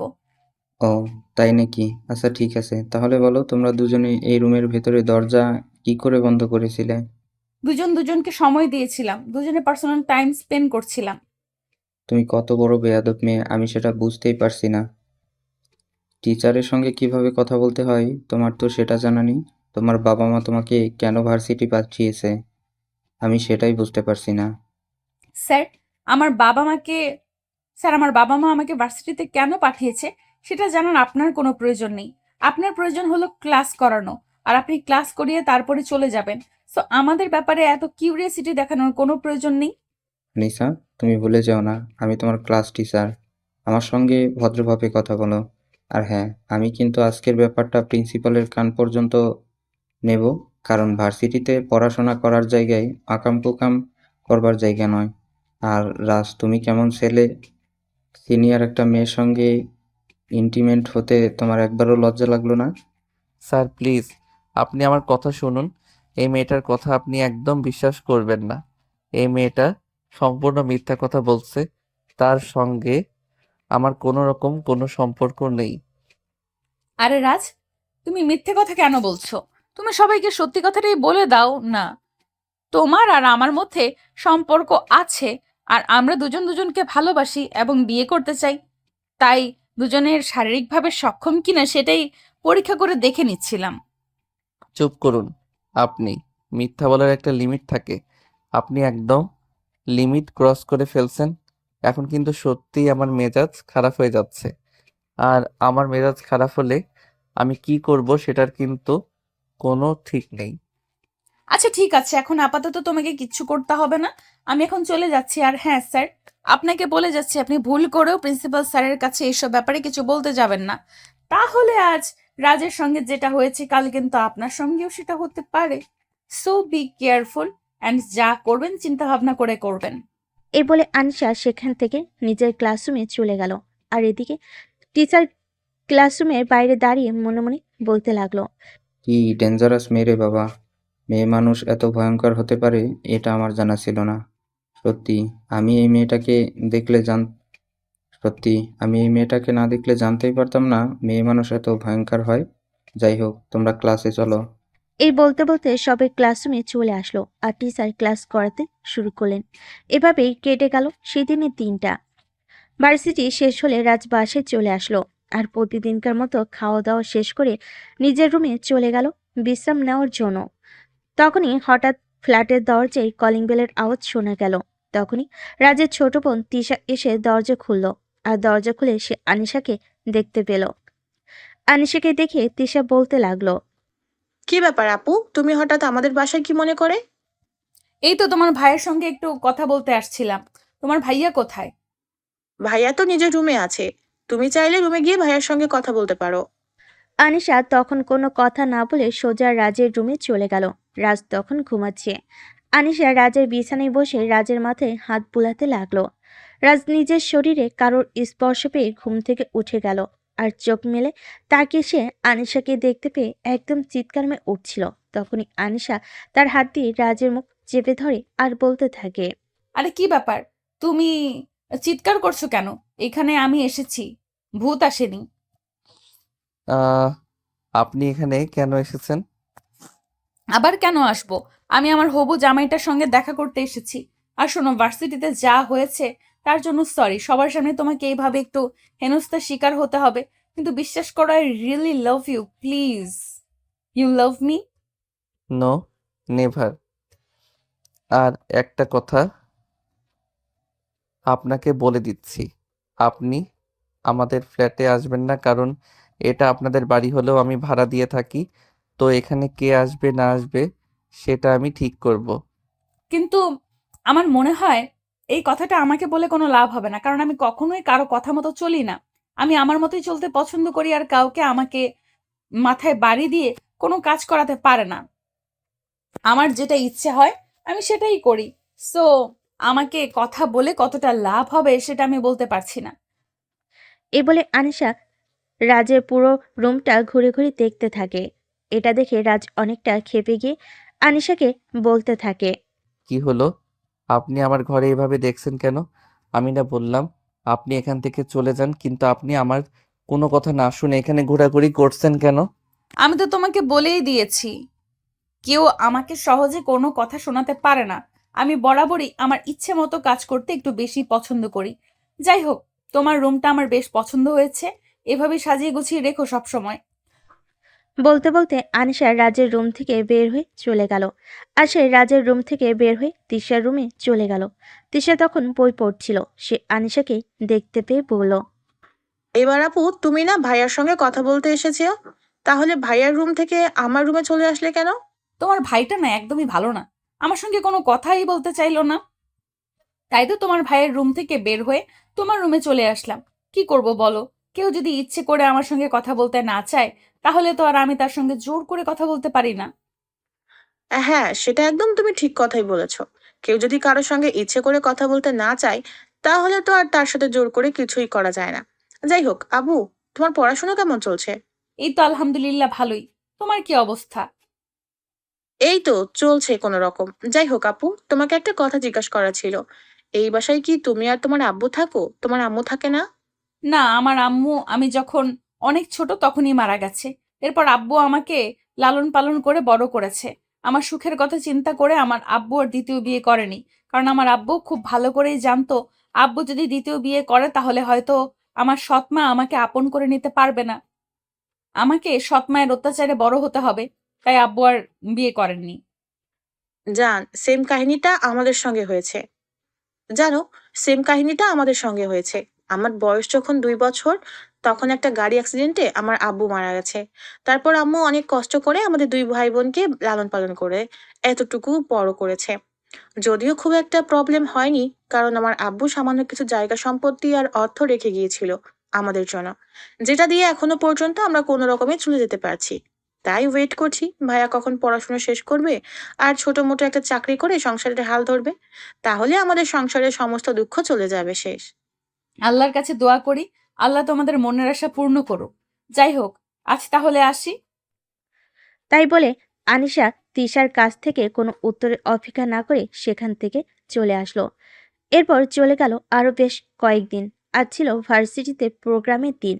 প্রতি বছর ভার্সিটিতে এই দিনে ছোটখাটো একটা প্রোগ্রাম করা হয়। আর সেই দিন ভার্সিটির স্টুডেন্টরা অনেক আনন্দ উল্লাস করে গান বাজনা আর নাচ করে। আর আনিশা আজ প্রোগ্রামে নাচ করবে, তাই সকালবেলায় রেডি হয়ে ভার্সিটিতে চলে গেছে। আর এদিকে রাজ এসব কিছু একটু কমই পছন্দ করে, কিন্তু ভার্সিটির প্রোগ্রাম বলে কথা, যেতে হবে। তাই সে সকাল 9টার দিকে ঘুম থেকে উঠে মোটামুটি রেডি হয়ে তারপর ক্যাম্পাসে চলে গেল। ভার্সিটির প্রোগ্রাম বলে কথা, তাই ছাত্ররা এই দিন একটু রং খেলাও করে, তাই সবাই রং খেলা করছিল। আর এদিকে রাজ রং একদমই পছন্দ করে না, তাই তাই সে ক্যাম্পাসের এক কোণেই দাঁড়িয়েছিল। তখনই হঠাৎ কেউ একজন পিছন থেকে তার গালে রং মাখিয়ে দিল। এটা দেখে রাজ প্রচন্ড পরিমাণে ক্ষেপে গেল। পিছন ফিরে তাকিয়ে আনিশাকে দেখতে পেল, আর তখনই ঠাস ঠাস করে আনিশার দুই গালে দুইটা থাপ্পড় বসিয়ে দিল। ঠাস ঠাস, আপনার সাহস কি করে হলো আমার গায়ে রং মাখানোর? রাজের এরকম কর্মকাণ্ড দেখে আনিশা একদম অবাকের চূড়ান্ত সীমানায় পৌঁছে গেছে, কারণ সে ভাবতেই পারেনি সামান্য একটু রং মাখানোর জন্য কেউ তার গায়ে হাত তুলবে। সে একদম কান্না করে দেবে এমন অবস্থা, চোখে জল এসে গেছে। সে কোনো রকমে নিজেকে সামলাতে পারছে না, তাই সে কেঁদেই দিল। এটা তুমি কি করলে? তোমার গায়ে সামান্য একটু রং মাখালাম বলে তুমি আমার গায়ে হাত তুললে? হ্যাঁ, তুলেছি এবং বেশ করেছি। এটাই আপনার প্রাপ্য শাস্তি ছিল। আপনি কেন আমার গায়ে রং মাখালেন?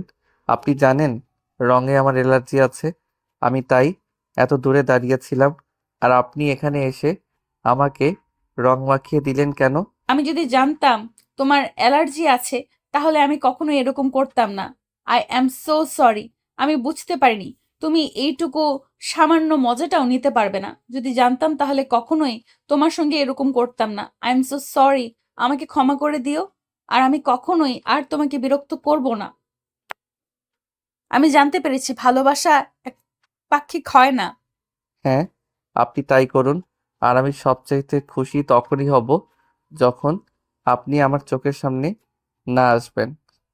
আনিশা তখন আর কোনো কথা না বলে চুপচাপ সেখান থেকে চলে গেল। এরপর আনিশা আর রাজের সঙ্গে নিজের থেকে কোনো কথাই বলে না। যদিও রাজ নিজে থেকে কোনো কথা বলতে চায়, তখন আনিশা 10টা কথার উত্তর এক কথাই দিয়ে সেখান থেকে চলে যায়। সেও বোঝাতে চায় যে আর সে রাজের সঙ্গে কথা বলতে চায় না। তারপরে দিনগুলো তাদের এভাবেই কাটছিল। কিন্তু রাজ তখন আর আনিশার অবহেলা সহ্য করতে পারছিল না। সে প্রায় একদম অতিষ্ঠ হয়ে গেছিল। যখন ভার্সিটিতে যেত তখন প্রায়ই আনিশার সঙ্গে দেখা হতো, কিন্তু আনিশা তখন নিজের মুখ ঘুরিয়ে নিত আর রাজের সঙ্গে কোনো কথা না বলে সেখান থেকে চলে যেত। ভার্সিটিতে যেত, রাজের সঙ্গে দেখা হতো, কিন্তু তখনও সে রাজের সঙ্গে কোনো কথা বলতো না। সেদিন আনিশা তাদের ফ্ল্যাটে এসেছিল কোনো একটা কাজে। ফ্ল্যাটে এসে তিশাকে নাম ধরে ডাকছিল, কিন্তু এ সময় তিশা বাসায় ছিল না। আর তখন রাজ নিজের রুম থেকে বের হয়ে আসে, আনিশাকে দেখে বলে। কি ব্যাপার, কি হয়েছে? আপনি কেন এখানে এসেছেন? কিন্তু তখন আনিশা রাজকে কোনো উত্তর দেয় না, চুপচাপ সেখানেই দাঁড়িয়ে থাকে আর তিশাকে নাম ধরে ডাকতে থাকে। কিন্তু তিশা, তুমি কি বাসায় আছো? আমি তোমার সঙ্গে একটু কথা বলতে এসেছি। তুমি যদি বাসায় থেকে থাকো তাহলে ড্রয়িং রুমে আসো, আমি তোমার সঙ্গে একটু কথা বলতে চাই। আরে আজব তো, যেখানে তিশা কোনো কথাই বলছে না সেখানে আপনি তিশাকে নাম ধরে ডাকছেন, আর আমি এখানে আপনার সামনে একটা জলজ্যান্ত মানুষ দাঁড়িয়ে আছি, কিন্তু আপনি আমাকে কোনো পাত্তাই দিচ্ছেন না। কি সমস্যা আপনার? তো আনিশা রাজের কথায় কোনো উত্তর না দিয়ে সেখান থেকে চলে গেল। এর পরের দিন সকালবেলা রাত যখন ভার্সিটিতে যাবে তখন সে বাসা থেকে বাইক নিয়ে বের হচ্ছিল। সে আনিশাকে দেখতে পেল বাসার সামনে রিকশার জন্য অপেক্ষা করছে। তখন রাস্তার সামনে গিয়ে দাঁড়ালো আর বলল, চলো না, যে আমার সঙ্গে আমি আপনাকে নিয়ে ভার্সিটিতে যাব। কিন্তু আনিশা রাজের কথায় কোনো উত্তর দিল না। চুপচাপ সেখানেই দাঁড়িয়ে রইল আর রিকশার জন্য অপেক্ষা করতে থাকলো। প্রায় 5 মিনিট হয়ে গেছে। রাজ আনিশাকে বাইকে ওঠার জন্য বলছে, কিন্তু আনিশা কোনো উত্তর না দিয়ে সেখানেই দাঁড়িয়ে আছে। কি হলো? আমি না আপনাকে বললাম রিক্সা এখন পাবেন না, আমার সঙ্গে বাইকে ওঠেন, আমি আপনাকে ভার্সিটিতে পৌঁছে দিচ্ছি। কিন্তু আপনি আমার কোনো কথা না শুনে এখানে দাঁড়িয়ে আছেন কেন? তারপরও আনিশা কোনো কথাই বলল না, চুপচাপ সেখানেই দাঁড়িয়ে রইল। আর কিছুক্ষণ পর একটা রিকশা আসলে রিকশায় উঠে ভার্সিটিতে চলে গেল। সেদিন আনিশা কোনো একটা কাজে ভার্সিটি ছুটি হওয়ার পর একটু মার্কেটে গেছিল। আর মার্কেট থেকে প্রায় রাত হয়ে গেছিল। সে বাসার সামনে গলি দিয়ে আসছিল, তখনই কিছু বখাটে তাকে উত্ত্যক্ত করছিল। কিন্তু আনিশা সেগুলো পাশ কাটিয়ে চলে আসার চেষ্টা করছিল। আর তখনই বখাটেদের দল আনিশাকে ঘিরে ধরে আর ইফতিজিং করতে থাকে। এটা রাজ পেছন থেকে দেখছিল, কারণ সে তখন ভার্সিটি থেকে বের হয়। তখন দেখতে পাই আনিশা ভার্সিটি থেকে কোথাও একটা যাচ্ছে। তাই সে আনিশাকে ফলো করতে থাকে। আর এখন যখন বখাটেগুলো আনিশাকে উত্ত্যক্ত করছিল, তখন আর রাজ চুপ থাকতে পারল না। বাইক নিয়ে সোজা তাদের মাঝখানে এসে দাঁড়ালো। বখাটেগুলো রাজকে দেখে বলতে লাগলো, কিরে, কি ব্যাপার? তুই আবার কোথা থেকে এসে জুটলি? চুপচাপ এখান থেকে চলে যা বলছি। এটা আমার ব্যক্তিগত জিনিস, এটার দিকে একদম হাত বাড়াবি না। হা, চুপচাপ এখান থেকে চলে যাও বলছি। এখানে একদম হিরো সাজতে আসবি না। আমাদের কাছে হিরো সাজতে আসলে কিন্তু তোর চেহারার এই সৌন্দর্যটা থাকবে না। তাই বলছি চুপচাপ এখান থেকে চলে যাও। তোরা আমাকে বলবি আর আমি এখান থেকে চলে যাব? এরকমটা তো হতেই পারে না। আমি তোদেরকে শেষবারের মতো বলছি, চুপচাপ এখান থেকে চলে যাও। এটা আমার ব্যক্তিগত জিনিস, এই জিনিসটার দিকে একদম হাত বাড়াবি না। জিনিসটা যখন আমাদের চোখে পড়েছে তখন তো এই জিনিসটার সাথে একটু নিতেই হবে। তখন তো এই জিনিসটার স্বাদ একটু নিতেই হবে। তুই চুপচাপ এখান থেকে চলে যা। কথাগুলো শুনে রাজের মেজাজ অনেকটাই গরম হয়ে গেল। তাই সে কোনো অপেক্ষা না করে সঙ্গে সঙ্গে বখাটেগুলোকে ইচ্ছে মতো পিটাতে থাকলো। পিটিয়ে একদম রক্তাক্ত করে দিল। অবশেষে বাধ্য হয়ে ছেলেগুলো সেখান থেকে চলে গেল। আর যখন আনিশা কোনো কথা না বলে চুপচাপ সেখান থেকে চলে যাচ্ছিল, তখন রাজ আনিশাকে পিছন থেকে তার হাত ধরে ফেলে। আনিশা এক ঝটকায় নিজের হাতটা ছাড়িয়ে নেয় আর বলে, কি ব্যাপার? কি সমস্যা আপনার? আপনি আমার হাত ধরেছেন কেন? আমার হাত ধরার পারমিশন আপনাকে কে দিয়েছে? আনিশা প্লিজ, তুমি আমার সঙ্গে এরকম করো না। তুমি আমার সঙ্গে একটাবার কথা বলো। তোমার সঙ্গে কথা বলতে না পেরে আমার খুব কষ্ট হচ্ছে, আমি নিজেকে আর ঠিক রাখতে পারছি না। প্লিজ, তুমি কেন আমার সঙ্গে কথা বলছো না? আমি কথা বললে যে মানুষটা বিরক্ত হয়, আমি পাশাপাশি থাকলে যে মানুষটা বিরক্ত বোধ করে, সেই মানুষটার থেকে নিজেকে দূরে রাখাই তো উত্তম। তাই তো আমি তোমার কাছ থেকে নিজেকে দূরে রাখার চেষ্টা করি। যাই হোক, আমার এইটুকু উপকার করার জন্য তোমাকে অসংখ্য ধন্যবাদ। আমি এখন আসছি। এটুকু কথা বলে আনিশা সেখান থেকে চলে যেতে চাচ্ছিল। তখন রাস্তার পথ আগলে দাঁড়ায় আর বলতে থাকে, আনিশা প্লিজ, তুমি এভাবে আমাকে অ্যাভয়েড করে যেও না। আমি সত্যি তোমার এই ব্যবহারগুলো মেনে নিতে পারছি না, আমার খুব কষ্ট হচ্ছে। প্লিজ তুমি আগের মতো হয়ে যাও, আমার সঙ্গে কথা বলো। তুমি আমার সঙ্গে কথা না বললে আমার খুব কষ্ট হয়, আমি কথা বলার চেষ্টায় মরে যাচ্ছি।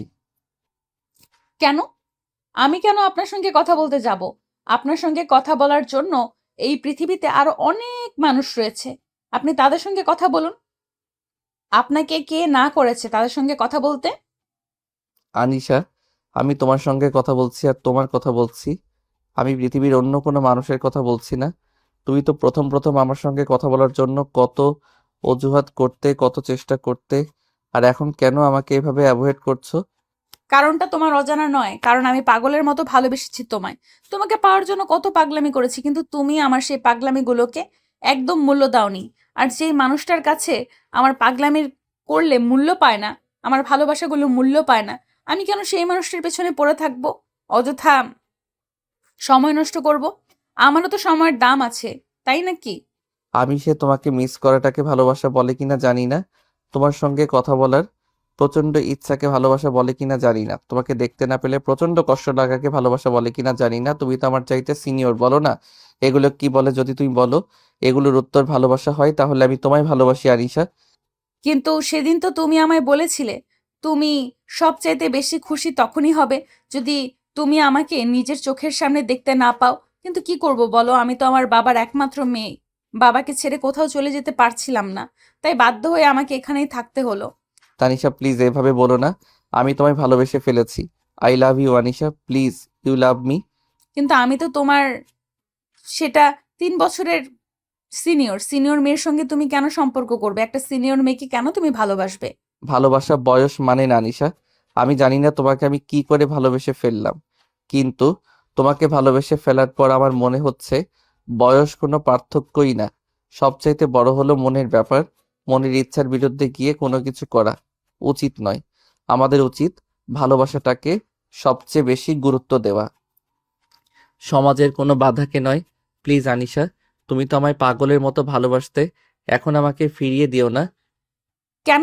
তুমি কি করে ভাবলে যে আমি তোমায় ফিরিয়ে দেব? না, আমি যখন পাগলের মতো ভালোবেসেছিলাম, তোমাকে কাছে পেতে চেয়েছিলাম, তখন তো তুমি আমাকে হাজারটা কথা শুনিয়েছিলে। এখন কি তুমি বললেই আমি তোমাকে আপন করে নেব নাকি?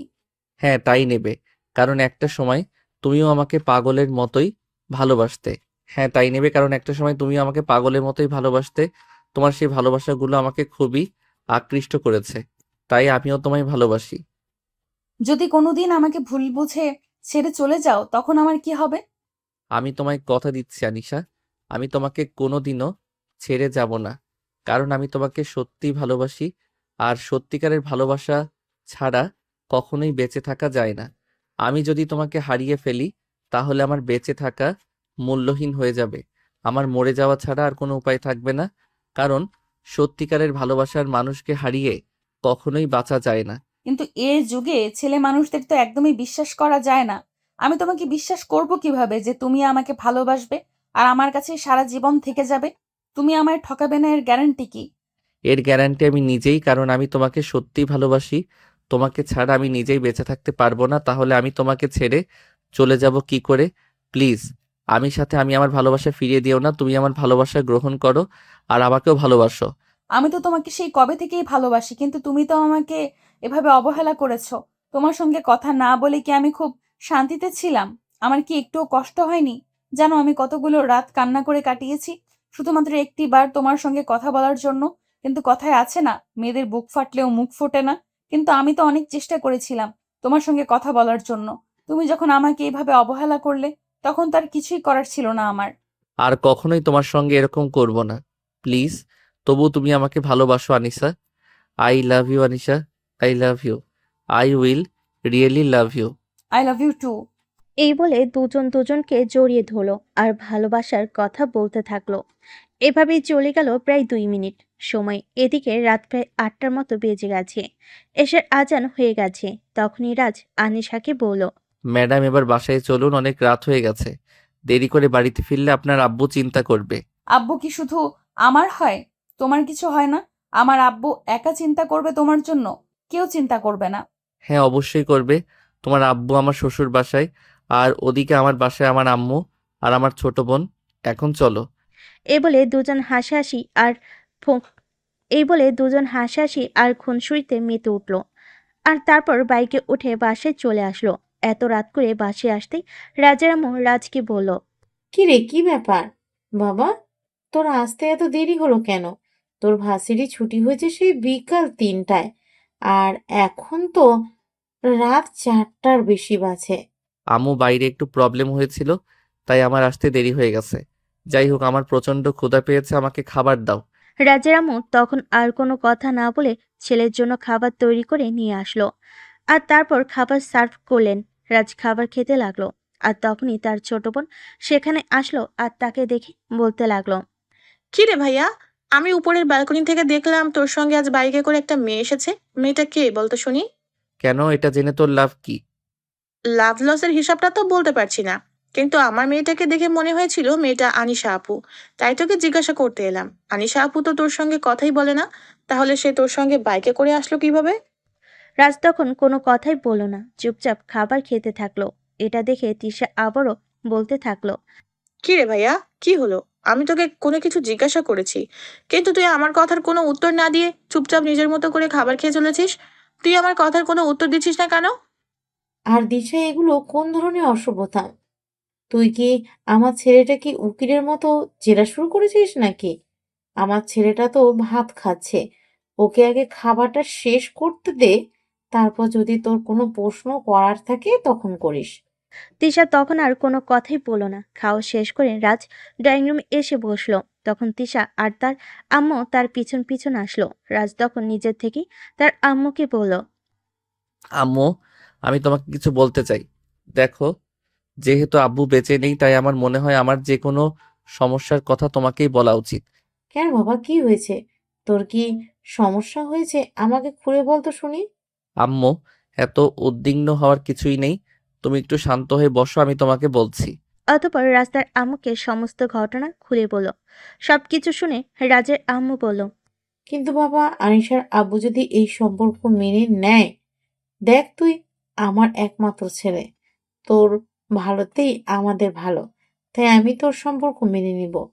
আম্মু, তুমি হয়তো ভুলে গেছো, আনিশা তার আব্বুর একমাত্র মেয়ে। আনিশার আম্মু মারা যাওয়ার পর আনিশার আব্বু আনিশার সুখের কথা চিন্তা করে আর দ্বিতীয় বিয়ে করেনি। এখন যদি আনিশা তার আব্বুকে এই কথাটা বলে, আমি নিশ্চিত আনিশার আব্বু না করবেন না। ঠিক আছে, তাহলে তো ভালোই হয়। আনিশার আব্বু যদি আনিশাকে তোর হাতে তুলে দিতে রাজি হয়, তাহলে আমাদের তো আর কোনো সমস্যা নেই, আমরা তো রাজি আছি। সত্যি বলছিস ভাইয়া? তাহলে তো খুবই ভালো হয়। কারণ আনিশা আপু এমনিতেই একটু রাগী হলেও মনের দিক থেকে খুবই ভালো একটা মেয়ে মানুষ।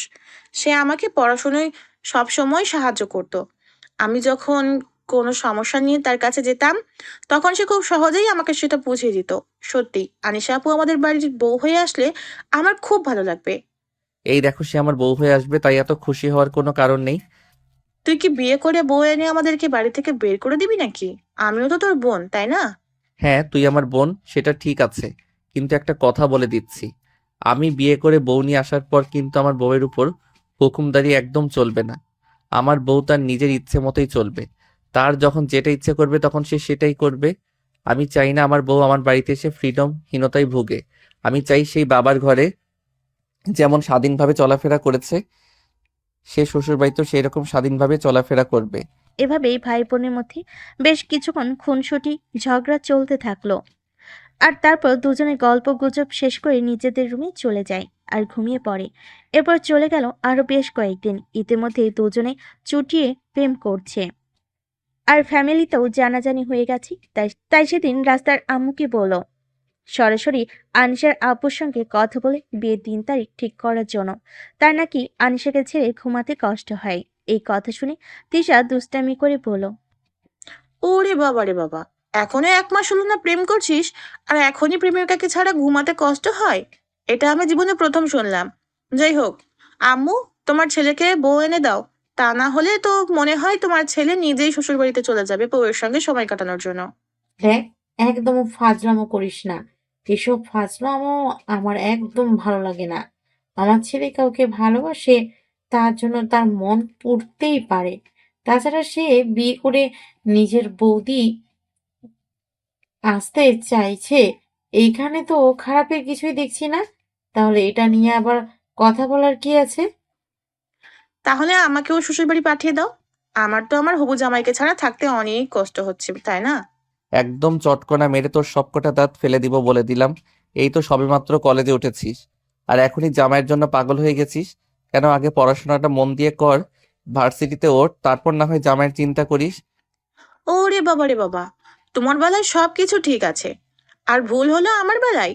তুমি যদি ভার্সিটিতে উঠবই বিয়ে করে তুমি যদি ভার্সিটিতে উঠেই বিয়ে করে বউ নিয়ে সংসার করতে পারো, তাহলে আমি তো কলেজে পড়াশোনা করছি, তাহলে আমি কেন আমার জামাইকে নিয়ে চিন্তা করতে পারবো না?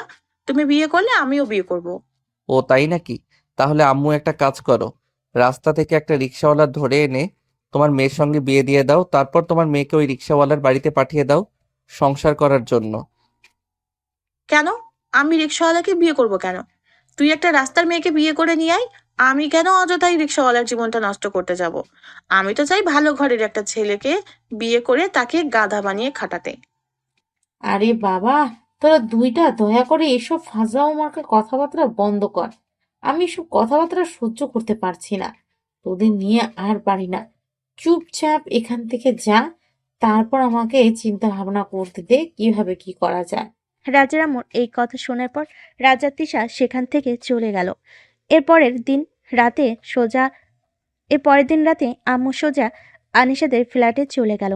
আনিশার আব্বু তখন ড্রয়িং রুমে বসে টিভি দেখছিলেন। আনিশার আব্বু রাজের আম্মুকে দেখে সালাম দিলেন আর তারপর কুশলাদি বিনিময় করে বলেন, তা কি ব্যাপার ভাবি, আপনি তো গত 4 মাসে একবারের জন্য আমাদের ফ্ল্যাটে আসেননি, হঠাৎ কি মনে করে? ভাই সাহেব, আপনার সঙ্গে জরুরি বিষয়ে একটা কথা বলার ছিল, তাই আসলাম। কিন্তু বলতে একটু সংকোচ বোধ হচ্ছে।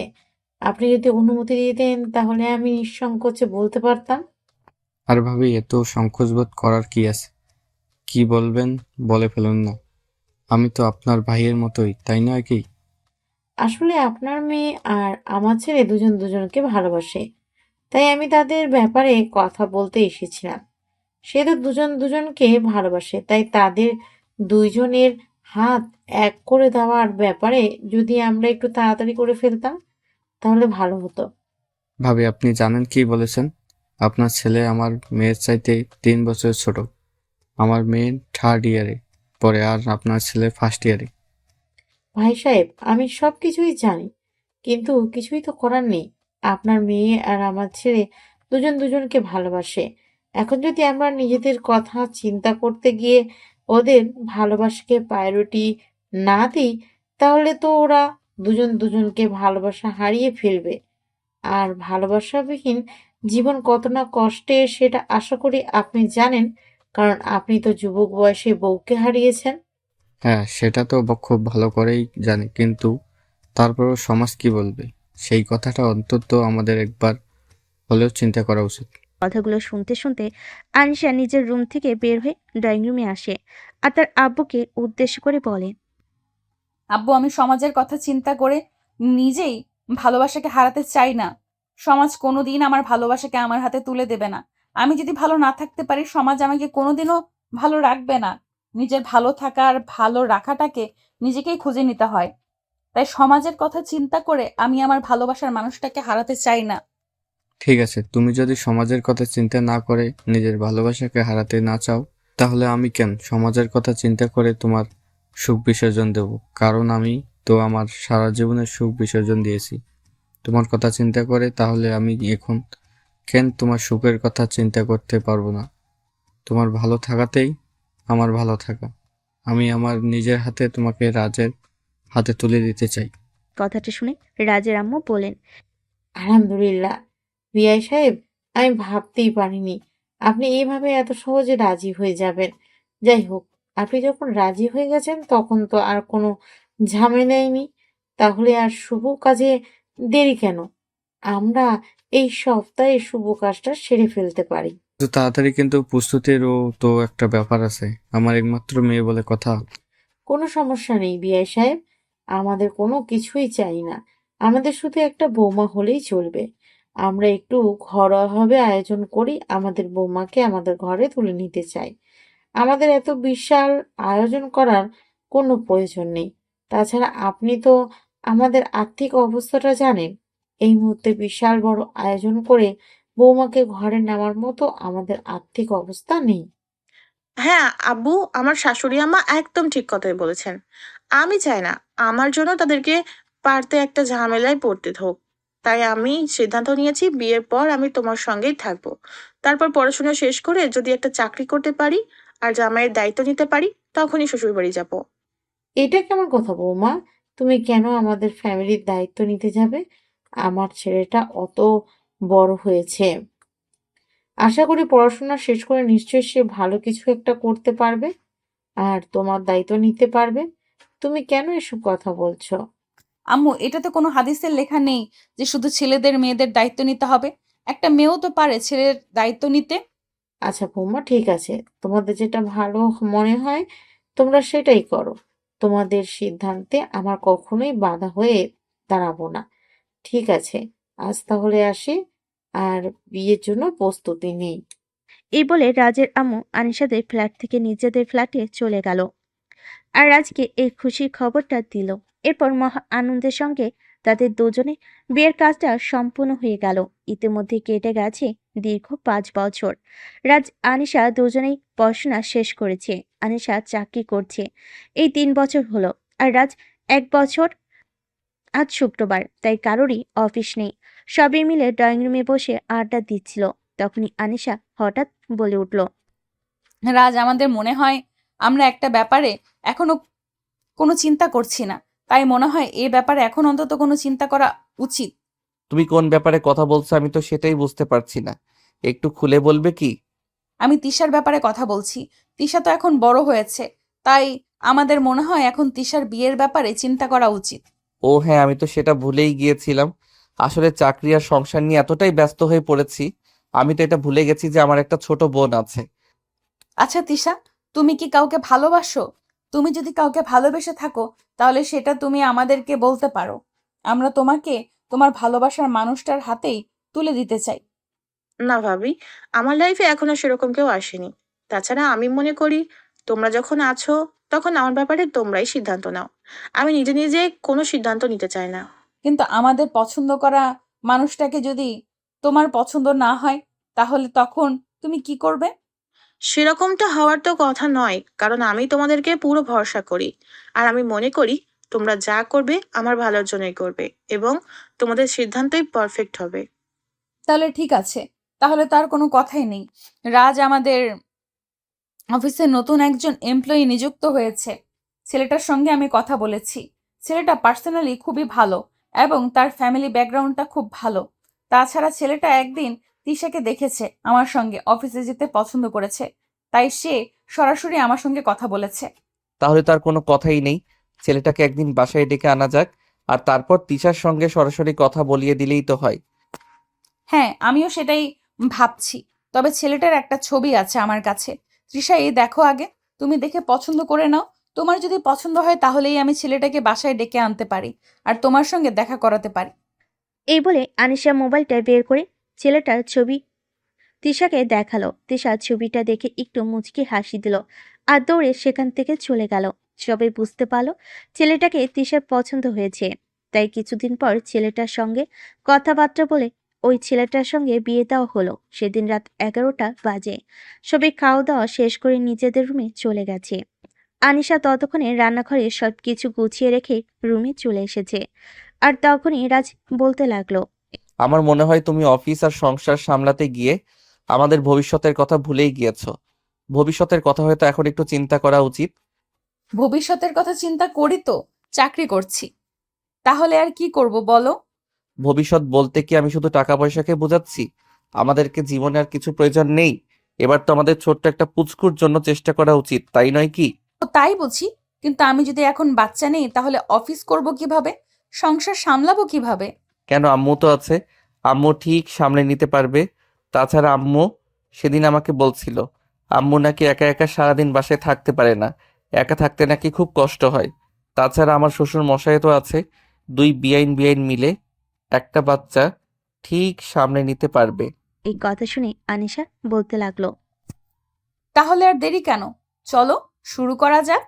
এ বলে আনিশা রাজকে জড়িয়ে ধরে কাছে টেনে নিল আর ভালোবাসার আলিঙ্গন করতে থাকলো। এভাবে দুজন দুজনের মধ্যে হারিয়ে গেল আর নিজেদের জন্য ছোট্ট একটা পুচকো নিয়ে আসার চেষ্টা করতে থাকলো। এভাবে শুরু হলো তাদের দুষ্টু মিষ্টি একটা ভালোবাসার সম্পর্ক। তো ভিউয়ার্স, আমাদের আজকের গল্পটা এ পর্যন্তই ছিল। গল্পটা কেমন লেগেছে অবশ্যই ছোট্ট করে একটা কমেন্টে জানাবেন। সবাই ভালো থাকবেন, সুস্থ থাকবেন। আল্লাহ হাফিজ।